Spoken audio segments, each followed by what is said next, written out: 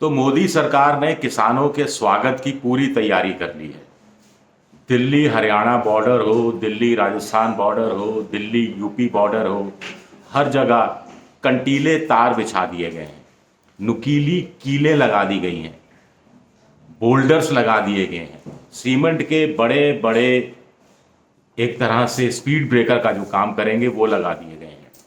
सड़कों पर खाइयां खोद दी गई हैं ताकि किसान ना पंजाब से, ना राजस्थान से, ना दिल्ली से, ना यूपी, खासतौर से पश्चिमी यूपी से दिल्ली आ सके। क्योंकि पिछली बार जो किसान आए थे और कैसे मोदी सरकार को मुंह की खानी पड़ी थी, इसे मोदी भूले नहीं हैं।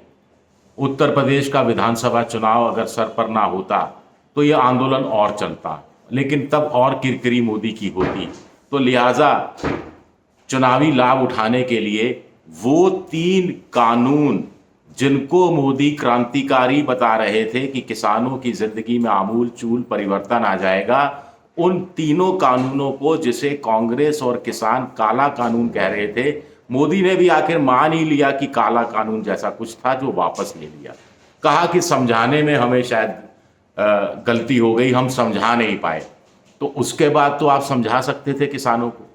उसके बाद तो कमेटी बनी थी कृषि सचिव की अध्यक्षता में।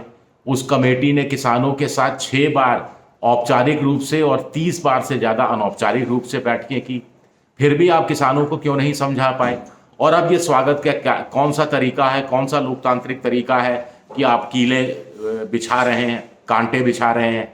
जिस किसान को आप अन्नदाता कहते हैं, जिस किसान बड़े नेता को आपने भारत रत्न दिया है, चौधरी चरण सिंह, जिस किसानों के हरित क्रांति के जनक एमएस स्वामीनाथन को आपने भारत रत्न दिया है, लेकिन एमएस स्वामीनाथन कमीशन ने जो सिफारिश की थी वो आपको माननी नहीं है। वो आप वादा करना है, किसानों से वोट लेना है और उसके बाद सुप्रीम कोर्ट में जाकर मुकर जाना है और साफ कह देना कि भाई साहब गलती होगी, हमने ये गलत मांग कर दी थी, हम नहीं पूरा कर सकते स्वामीनाथन कमीशन के अनुसार एमएसपी देना, क्योंकि इससे बाजार में कृषि जिनसों की महंगाई बहुत बढ़ जाएगी, अर्थव्यवस्था बेकाबू हो जाएगी। वादा करते हुए आपने सोचा नहीं। फिर दूसरी बात है कि एमएसपी को लीगल जामा बनाने की बात किसान संगठन कर रहे हैं। सरकार इस मांग से लगातार इनकार करती रही है। तो अब क्या वार्ता हो रही है, अब क्या वार्ता में कुछ खास निकल पाएगा, ये देखना दिलचस्प रहेगा। मुख्यमंत्री मनोहर लाल खट्टर हरियाणा के एक तरफ कह रहे हैं कि लोकतांत्रिक तरीका नहीं है, किसानों को अपना विरोध प्रदर्शन करने का अधिकार है, लेकिन जिस तरीके से कर रहे हैं वो लोकतांत्रिक नहीं है।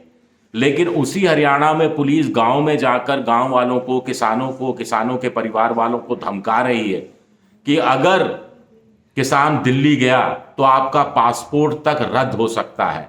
ये किस तरह की लोकतांत्रिक व्यवस्था है? अब बड़ा सवाल उठता है कि किसान 6 महीने की रसद सामग्री जुटा चुके हैं। 25,000 ट्रैक्टर आएंगे पंजाब से अकेले, इस बात का दावा किया जा रहा है। पश्चिमी उत्तर प्रदेश से भी किसान आएंगे, इस बात का दावा किया जा रहा है। तो कांग्रेस इसमें क्या कर सकती है? क्या कांग्रेस दक्षिण भारत में कर्नाटक है, तमिलनाडु है, जहां के किसान नरमुंडों को लेकर प्रदर्शन पहले भी करते रहे हैं, क्या वहां से किसानों को भेजेगी या वहां से किसानों के जत्थे भी इस आंदोलन में भाग लेंगे? और लोकसभा चुनाव पर इसका क्या असर पड़ेगा, ये देखना दिलचस्प रहेगा। क्या मोदी जी ने जो स्वामीनाथन को भारत रत्न और चौधरी चरण सिंह को भारत रत्न देने की बात कही है, उससे जितना उनको चुनावी लाभ मिल रहा था वो किसानों के आंदोलन के कारण खत्म हो जाएगा। देखिए, किसान बहुत बड़ी ताकत है। भारत सरकार की, मोदी सरकार की किसान सम्मान निधि के तहत भी पहले करीब 11 करोड़ किसान आते थे, अब 9 करोड़ किसान आते हैं।